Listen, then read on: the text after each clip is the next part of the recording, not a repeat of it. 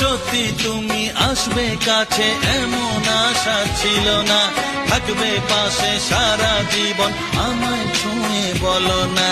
সামনে এসে হাত বাড়াও, আমার নেশার ঘোর কাটাও। সামনে এসে হাত বাড়াও, আমার নেশার ঘোর কাটাও। তোমার ছোঁয়া পেলেই হবে আমার সব পাওয়া। প্রেয়সী সেই তো আবার দুজনে দেখা হলো, জানি না কি নামেতে তোমাকে ডাকবো বলো।